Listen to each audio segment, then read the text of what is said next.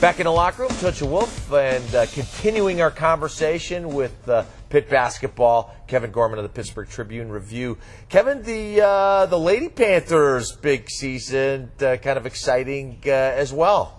Yeah, when you look at this Pitt women's basketball team, just a few years ago, Agnes Baronato takes over, and people are going to, they're saying, why can't they attract the crowd? Why can't they win in this Big East Conference? And this is a tough conference when you talk about Notre Dame and Rutgers and those types, UConn. You're talking about some of the premier programs in the country.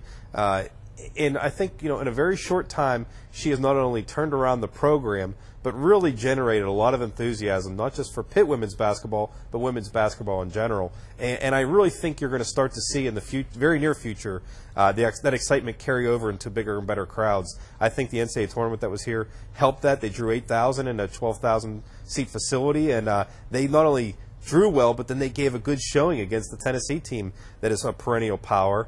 And now next year they have a couple local girls coming in Shayla Scott of Gateway High School and Ashley Henderson of Greensburg Central Catholic. So now you add from your cast that returns from last season a couple of local girls who can come in and make an impact. Now, is there anybody who's more of a firecracker personality than Agnes? My goodness, I mean, she is something. She is the perfect person to rejuvenate this program and get it going. And now she's got to go in the right direction. What's the next step that they got to take? Well, the next thing they have to do is they have to become a team that can compete. They've proven they can compete in the Big East. Now they have to prove they can contend. And that's, there's a big step to go from making the NCAA tournament to being able to compete with the Notre Dames and the UConns on a nightly basis. And when they played UConn and Tennessee, they showed the difference. There's a gap there. And what they need to do is continue getting some great recruits. And as you mentioned, not only is Agnes a charismatic character, but she's a great ambassador for the university and for women's basketball in general. And so I think that's going to come. When she came in here, they hired someone who coached at Georgia Tech for a long time, and she was from New Jersey. So she had no ties not only to the Pittsburgh area, but to really the East Coast, the Northeast Coast. So she's made great strides in closing that gap and really elevating women's basketball to a prominent position in this town. Well, shifting gears to Pitt football.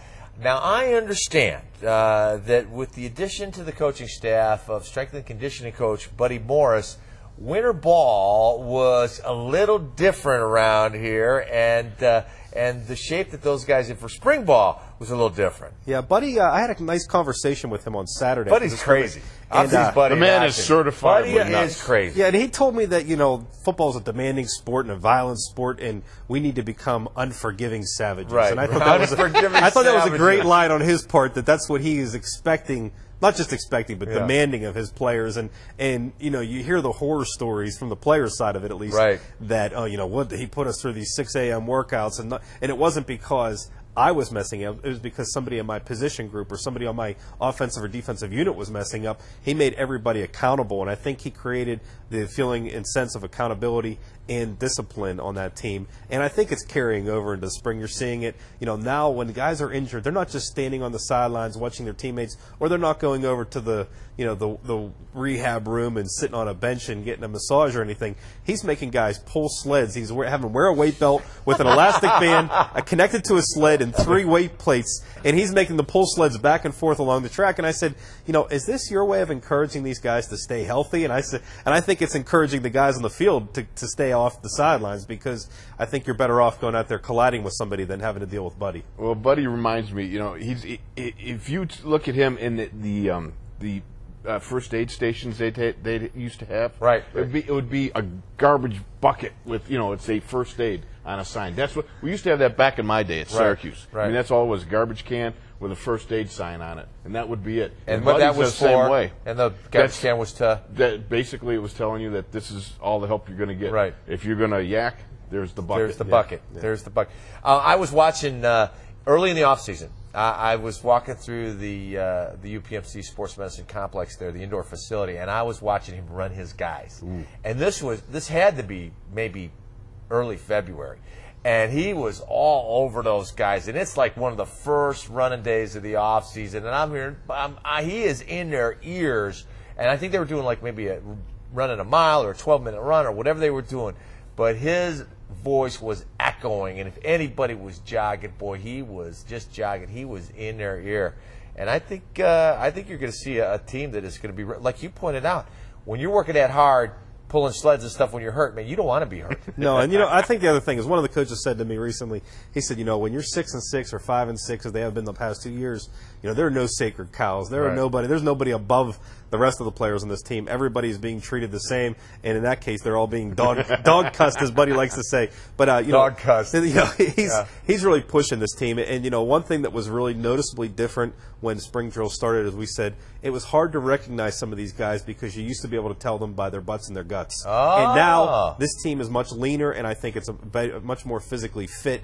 And I think that conditioning, the key is that not only have it carry over into spring drills, but out of spring drills into the summer and then continue through the season. I think what we saw last year was a team that went into the season fit but broke down as the season went on. And I think conditioning, the strength and conditioning program is a real key to this upcoming season. All right, Tyler Palko is out. What's happening at the quarterback situation? Well, it's a real interesting thing because I think, I feel for Tyler Palko in some ways because he never got to enjoy the great protection from an offensive line or to have a great running back or receiver to throw to. And Kevin Smith and Bill Stahl, the two candidates that are here now, and they'll be joined by Pat Bostic this summer, those guys are going to have protection from an offensive line that has been together. They're going to have an experienced unit protecting them, and they're going to have a deep receiving core, which includes a couple really good tight ends, and a backfield that has LaRod Stevens-Howling, who rushed for almost 900 yards last year, and Kevin Collier and Shane Brooks, who were two nice backups, and then a few, potential star in LaShawn McCoy. So this offense is going to be really good, and you know what? What they were asking Tyler Palko to do last year was to manage the game, to minimize mistakes, and to be a field general, just to move the chains, move the ball up and down the field, put us in scoring position. Hopefully everything will take care of itself when you get in scoring position. And that's all they're going to have to ask these two quarterbacks to do. They're not going to ask them to come in and be a savior. And I think both Stahl and Smith are capable. They both are pretty good athletes. They have strong arms. The biggest thing is that they have very little game experience, 10 passes in games between them, and they all belong to Stahl. So you're going to have quarterbacks who have very limited to no game experience, and that's going to be the big difference for this team. Pittsburgh Pitt Panther Pro Day.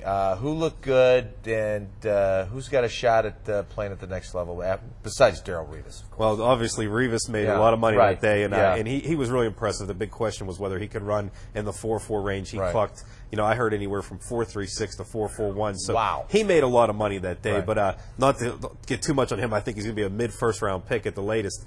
But a guy who really helped himself was Clint Session. He didn't get invited to the NFL Combine, but a lot of people came to see Revis, Session, and H.B. Blades, the All-American linebacker. Session did 36 repetitions at 225 on the bench press, which is outstanding for a linebacker. For a light linebacker, was he about 2 1/4? He was about 5'10", 2 1/4. He ran, I think, in the 4.5, 4.6 range. In the 40-yard dash, he ran very good. In the 3-cone and the shuttles. So he made himself at least a viable candidate to get drafted. And if not, I think what you saw is a guy who's going to get invited to a free agent, as a camp as a free agent, and have a chance to make it as a special teams demon. So he's a guy who really helped himself. Another guy who opened some eyes was the center, Joe Villani, who played in the Hula Bowl.